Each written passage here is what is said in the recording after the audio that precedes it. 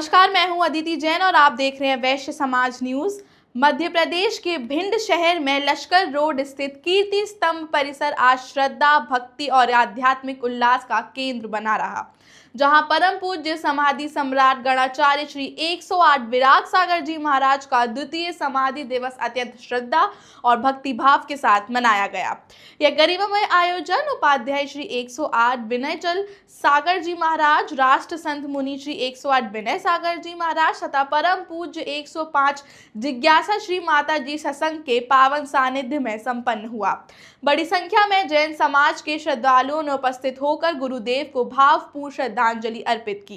कार्यक्रम की शुरुआत प्रातः काल कीर्ति स्तंभ परिसर स्थित चरण छत्री गुरु मंदिर में गुरुदेव के चरणों के अभिषेक, गुरु पूजन और गुरु गुणानुवाद सभा से हुई।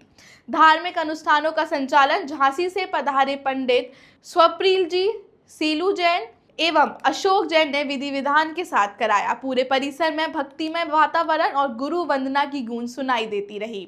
अपने प्रवचन में उपाध्याय श्री विनयचल सागर जी महाराज ने कहा कि 4 जुलाई 2026 को महाराष्ट्र के औरंगाबाद जिले के देवमूर्ति ग्राम में आचार्य श्री विराग सागर जी महाराज के उच्च कोटि की समाधि धारण की थी। उन्होंने बताया कि गुरुदेव पूरे देश में भिंड के बाबा के नाम से प्रसिद्ध थे, क्योंकि उन्होंने भिंड के रिकॉर्ड में 7 वर्षा योग किए थे।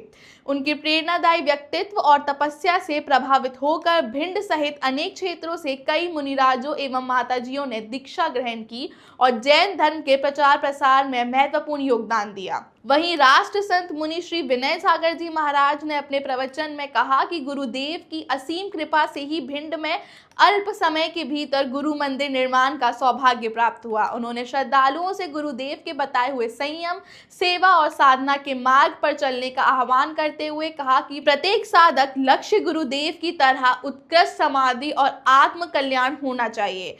जिज्ञासा श्री माता जी ने भी गुरुदेव की भावभीनी विनयाञ्जलि अर्पित करते हुए कहा कि गुरु की कृपा के बिना शिष्य का आध्यात्मिक उत्थान संभव नहीं है।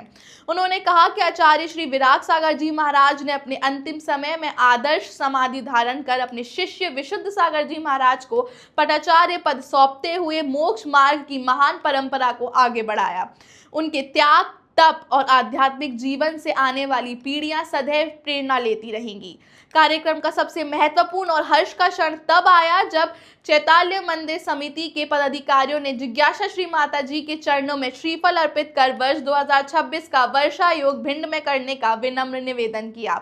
समाज की श्रद्धा और आग्रह को स्वीकार करते हुए जिज्ञासा श्री माता जी ने वर्ष 2026 का चतुर्मास भिंड के चैताल्य मंदिर में करने की घोषणा की, जिसके साथ ही पूरा परिसर जय घोष और तालियों की गूंज से गूंज उठा था।